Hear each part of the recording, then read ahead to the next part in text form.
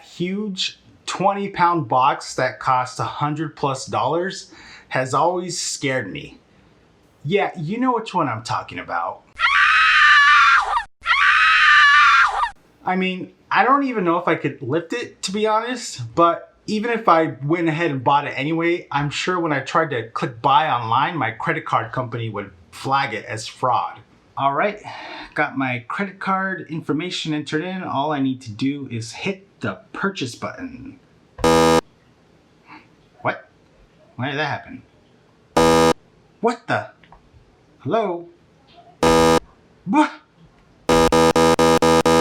Ah! So when I heard that the creators of Gloomhaven were making a game that was half the cost, 1/4 the weight, and made for Gloomhaven noobs like me, I thought, okay, I'll get it. So stay tuned because today we are reviewing Gloomhaven Jaws of the Lion.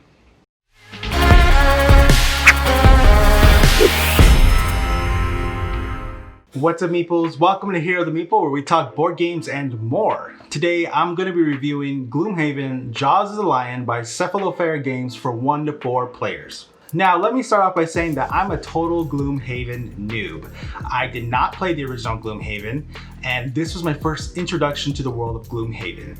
So if you are also new to the world of Gloomhaven and haven't played any of the previous games, make sure to tune in for my perspective on it. If you're a seasoned Gloomhaven player, well, stick around as well so you can make fun of me for all the things that I just don't understand. Or you could be nice and just let me know down in the comments. That's okay too. You could do that too. Alright, before we talk about Jaws of the Lion, let's talk about its predecessor, the original Gloomhaven, real quick. So this is one of the, if not the, most well-ranked board game out there. It's been sitting at the top on BoardGameGeek charts for, I don't know, since it came out essentially. It is a dungeon crawler game, so is Jaws of the Lion. Think of it like Dungeons and Dragons, but in a board game box format where you don't need a dungeon master to run the game. I just spent 4 hours prepping for tonight's D&D session. You mean I could just buy this game and call it a day? Okay. Both Gloomhaven and Gloomhaven Jaws of the Lion will take you through an episodic campaign which your choices in one scenario are going to affect future scenarios. As awesome as that all sounds, Gloomhaven has a lot of barriers to entry. At minimum, it's going to cost you $100. That's a big commitment for a board game. There's also setup time, which players have reported taking anywhere from 20 to 30 minutes. 30 minutes for setup. There's a whole lot of things I could do in 30 minutes. Lastly, the rules. Learning the rules in itself for Gloomhaven could be a game in itself. So spending 30 minutes to set up and another hour or so to try to read the rules and figure it out, it's quite a process just to get started. The creators of Gloomhaven were very aware of these barriers, and actually that's why they sought to create Jaws of the Lion to address these. In Jaws of the Lion, you're going to choose between one of 4 different characters and embark on a campaign. You're going to be part of the notorious Jaws of the Lion mercenary group, where you start off by investigating the disappearance of a blacksmith. However, this missing persons case quickly develops into something a lot more horrific. Ready for my review? Yeah, me too. But first, take a second to equip your +1 magic sword and conquer that like button. Alright, kicking off the review, let's start with components quality. I'm giving Jaws of the Lion a 5 out of 5. Okay, so what's exactly in the box? First, let's talk about your characters. With each character, there's 4 of them. You're gonna get character minis, you're gonna get a character mat, character sheets. Each character has their own deck of ability cards, as well as some markers. The character minis are premium plastic, so having a custom character mini is really great. I know that when I play Dungeons and Dragons, I try to throw as many minis on the table as I can that fit the story that we're telling, because it just helps so much to imagine your character, imagine the world, and be immersed in the story. So for those of you that love to paint your miniatures, obviously you're gonna love this game because it already comes with custom miniatures that look like the character you've chosen, and you can paint those bad boys up and make them look super sweet. your characters are gonna face a plethora of scary monsters throughout the story. And each type of monster comes with a set of standees. So they're not plastic 3D miniatures, they're actually 2D flat cardboard standees, but they're printed in color and they're double-sided, and they come with plastic stands. Obviously, you could make all the monsters minis, which would be pretty cool, but think of how heavy that would make the box and think of how expensive that would make the board game. So we're talking about the original Gloomhaven with that, right? But making them cardboard standees, it still gives you something to throw on your table that actually represents the monsters that you're facing, and it really helps you to immerse yourself in the scenario that you're playing. In addition to the standees, each type of monster will come with like a monster character sheet, as well as their own deck of monster ability cards. In addition to several other components and a lot of tokens, including a custom token holder that fits nicely into the box and you can take out, and all the tokens are just there, which I love and I appreciate so freaking much. But my favorite part of everything that's in the box is actually the scenario book. So the scenario book is gonna give you the narrative for the scenario that you're playing, any special rules, the objectives, and whatnot. But what is so cool about it is it actually has the maps for each scenario printed out in color in the book itself. So for whatever scenario you're playing, you'll open the book up to that page, you'll have the 2-page spread, and you'll just put it on the table, and boom, your map set up. And for those scenarios with a larger encounter area, there's a supplemental scenario book that, again, you turn to a specific page, you put it right next to the scenario book on the table, and boom, your map just got bigger. It's so freaking fantastic. It takes away so much setup time. It's just one of the coolest things that I've seen in a board game when it comes to these scenario specific maps. Next up, learning curve, and I'm giving Jaws of the Lion another 5 out of 5. Like I mentioned, Gloomhaven, the original, one of the barriers to entry is just learning the rules, because there is a lot of rules.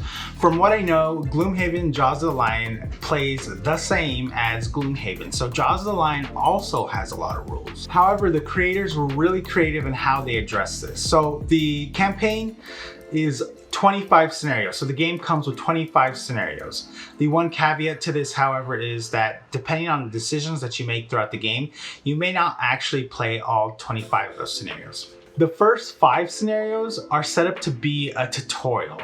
So they play just like the rest of the game with a narrative and objectives. However, in addition to reading the scenario book, you're also following along a guidebook that walks you through the first 5 scenarios. This guide tutorial book introduces you to new rules each scenario you play. So as opposed to having to read the full rule book and understand how to play before you even crack open the game, you're gonna learn the rules over 5 different games as opposed to all at once. And you're gonna learn the rules as you play. Yes, there are a lot of rules in this game. There's a lot to remember, but dividing it over 5 games actually makes it pretty comfortable to remember all the rules. It was really clever by the creators to design the scenarios to only include the rules that you need to know, then build upon that in the next scenario for those first 5 scenarios. The characters themselves also come with training cards. So the first set of cards that you'll get for your character has extra context printed on the cards to more thoroughly describe to you what their ability is actually describing that you do. For those 2 reasons, even though there's a lot to learn here, that's why I'm giving it a 5 for learning curve.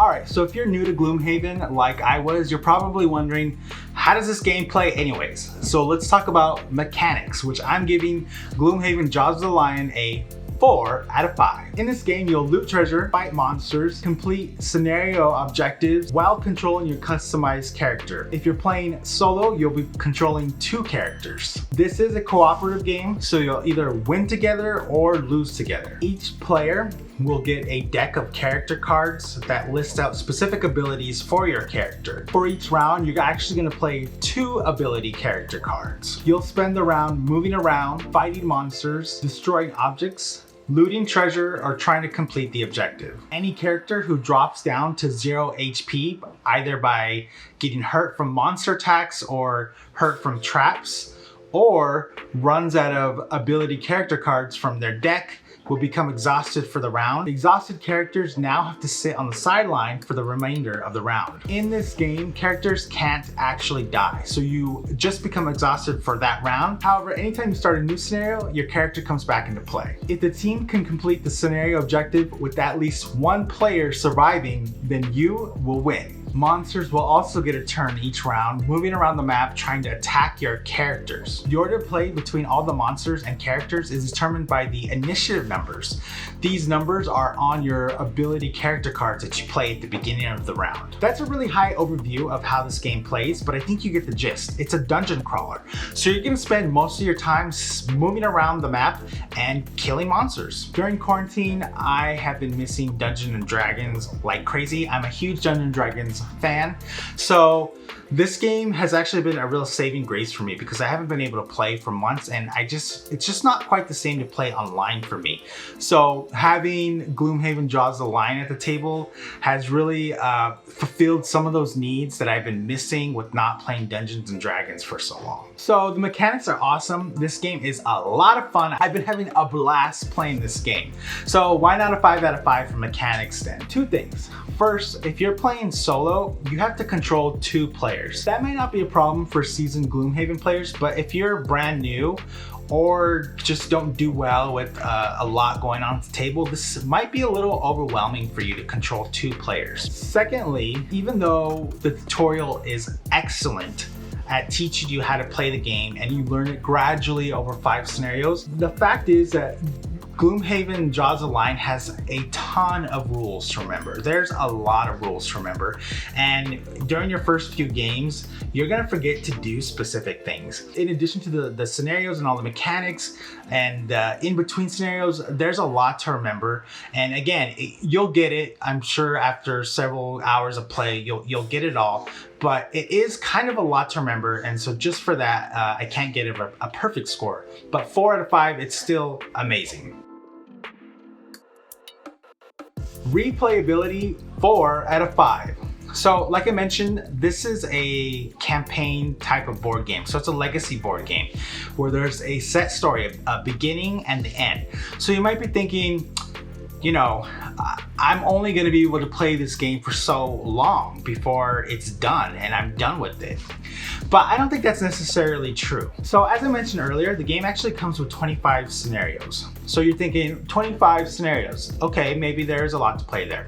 The one caveat, however, is depending on the decisions that you make in the game, you may not actually play all of those 25 scenarios. In fact, you're probably not going to play all 25 of those scenarios throughout your story. Now you're probably thinking, okay, so great. So now there's even less than 25 scenarios. So I'm going to play this even less time. Let's not forget that each scenario can take probably an hour if you're quick to 2 hours, depending on how much strategy and conversation there is. So 1 to 2 hours per each. I'm sure in a campaign, you'll probably play at least 20 of those scenarios. So that's 20 to 40 hours right there. And if you lose a scenario, you actually replay it until you beat it. So let's say I've already lost a couple scenarios, sorry. So let's say you lose a few along the way. So you're looking still at a lot of hours, dozens of hours of gameplay, even though this is a legacy game. In addition to that, once you actually complete the game, there isn't a lot that's permanently modified in the box. So it actually would be pretty easy to play the game again, either with characters that you didn't play the first time or making new decisions in the second playthrough. But when it comes down to it, yes, I guess this game does have a beginning and an end. All right, last part of this review is fun, and I'm giving it a 5 out of 5. So Gloomhaven Jaws of the Lion is a really complex multi-layered game. There's a lot going on here. So let's start with your characters. In a way, they're predefined in terms of their class and their race and some of their abilities. But there is a lot of customization there. So as you play through the scenarios, you're going to get experienced, and the experience will be used to level up your characters. You'll start at level 1 and progress throughout the story. As you grow your character, they're actually going to unlock new perks to change their modifier deck, which changes the damage that they do either in a positive, negative, or neutral way. In addition to that, you're going to unlock new character ability cards, which again are the cards that define what your character is allowed to use in that given round. So as you progress, you're going to unlock new cards with new abilities and actually be able to diversify your character each scenario. So your character actually won't always play the same from scenario to scenario. It's so much fun choosing how to level up your character when the time comes. I decided to play as the Red Guard. I named him Abaddon because he's scary and devilish and cool looking, but his thing is healing and protection. So depending on the scenario that we're playing, I might decide to concentrate on protection, or I might decide to concentrate on healing, or I might decide to not concentrate on either of those and just concentrate on offense for that scenario. My partner is playing the Demolitionist. Her name is Savage X Fenty, aka Riri. Anyway, she's a spunky gal. Her whole thing is melee and destroying obstacles. It's been really fun to just figure out the dynamic between our two characters and how to customize our two characters to make them work well together. You are more than welcome to, even though there's not a ton of role playing in this game, to expand upon their backstories and introduce their character relationships and make it fun in that way. In addition to that, another great thing about this game is actually losing the scenarios. Yeah, I know that it sounds like a bummer to lose, but I actually really enjoy it because when you lose a scenario in this game, it actually gives you an opportunity to like, okay, let's go back and think like, what did we do wrong? Where did we go wrong? And you can strategize for how you're gonna change up your character ability cards and how you're gonna go about looking at the scenario differently. And when you do that and you win the scenario, it's just like, it feels so good. Like, okay, you know, we thought this through right this time. It's a lot of fun. Gloomhaven noobs, don't be scared of this board game. Only its story is meant to be scary. If you've been hesitant, well, I'm recommending that you give it a try. And that's my review. I'm super curious to know what you thought about it.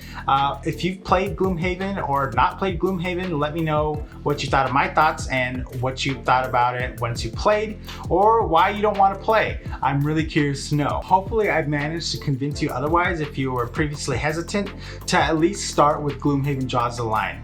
The best part of all this is it's actually a prequel story to the original Gloomhaven. So if you're hesitant about jumping into the world of Gloomhaven, Jaws of the Lion is a perfect place to start. And who knows, it might hook you and you might continue into the core Gloomhaven game. If you haven't already, please take a moment to like this video and subscribe to my channel. It will help us defeat the YouTube algorithm. Okay, Meeples, that's it for today. Thank you so much for tuning in. This hero has some gaming to do. I'll see you later.